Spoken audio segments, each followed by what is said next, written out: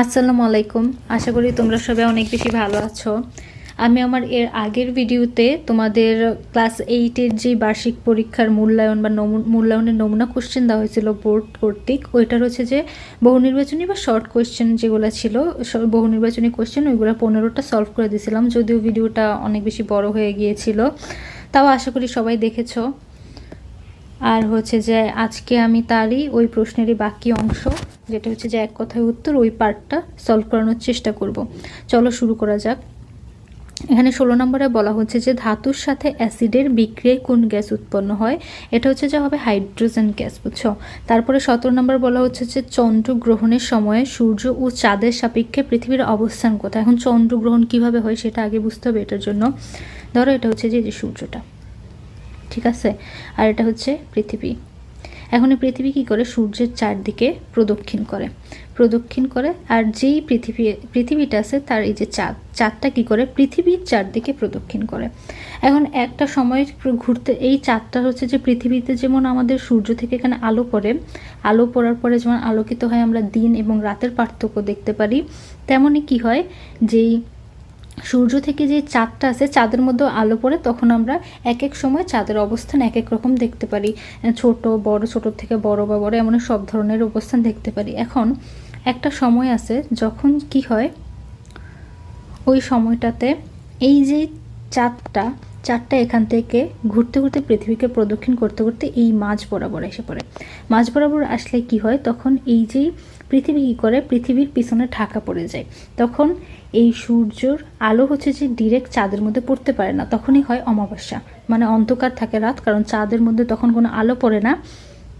তখন হচ্ছে যে চাঁদ মানে আলো পড়ে না আর কি, অন্ধকার থাকে, চাঁদও দেখা যায় না, কারণ আলো না পড়লে আমরা কীভাবে চাঁদ দেখতে পারবো।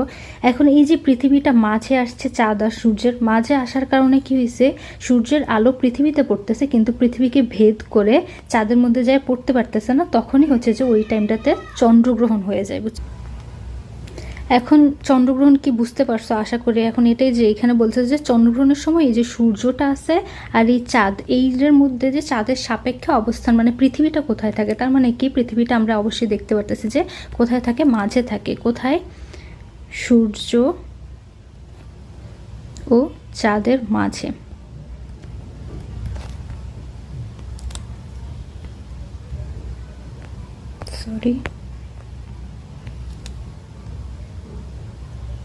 মাঝে থাকে।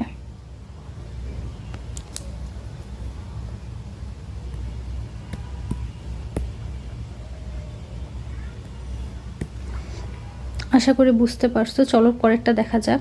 বলা হচ্ছে যে বিক্রিয়ায় দুই বা ততোধিক বিক্রিয়ক একত্রিত হয়ে একটি নতুন বিক্রিয়াজাত পদার্থ তৈরি করে তাকে কি বলে। মানে এখানে বলতেছে যে বিক্রিয়া মানে দুইটা বা তার বেশি, এমন ধরো এ যোগ বি, এই দুইটা বা সি, এই তিনটা একসাথে একত্রিত হয়ে কি করে নতুন একটা, এখানে নতুন আরেকটা বিক্রিয়া বা ডি বা ই, যে কোনো পদার্থ কি করে তারা তৈরি করে।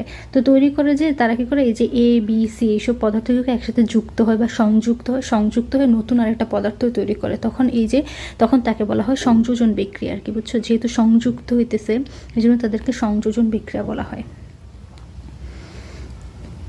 তারপরেরটা বলা হচ্ছে যে কার্বনেট লবণের সাথে অ্যাসিডের বিক্রিয়ায় কোন গ্যাস উৎপন্ন হয়। কার্বনেট লবণের সাথে অ্যাসিডের বিক্রিয়া রয়েছে যে কার্বন ডাইঅক্সাইড গ্যাস উৎপন্ন হয় আর কি, বুঝছো। তারপরে 20 নম্বর বলা হচ্ছে যে যেসব উদ্ভিদের গর্ভাশয় থাকে না তাদেরকে কোন ধরনের উদ্ভিদ বলে। তাদেরকে বলছে নগ্নবীজী উদ্ভিদ বলে। আসলে নগ্নবীজী উদ্ভিদ হচ্ছে যে আমরা নর্মালি জানি যে নগ্নবীজী উদ্ভিদের মধ্যে হচ্ছে যে কখনো ফল হয় না, শুধুমাত্র বীজই থাকে। কেন হয় না? তাদের মধ্যে না আসলে ফল হওয়ার জন্য গর্ভাশয় দরকার, কারণ পুং কেশর এবং গর্ভাশয়ের মধ্যে নিষেক হইতে হবে, তারপরে নতুন একটা বীজ মানে ফল উৎপন্ন হবে। তো ওরা কি করে, যে গর্ভাশয় না থাকার কারণে তাদের হয় না, নিষেক হয় না, তাদের ফলও উৎপন্ন হয় না। তো এই জন্য হচ্ছে যে তো নর্মালি হচ্ছে যে নগ্নবীজী উদ্ভিদের নর্মালি গর্ভাশয়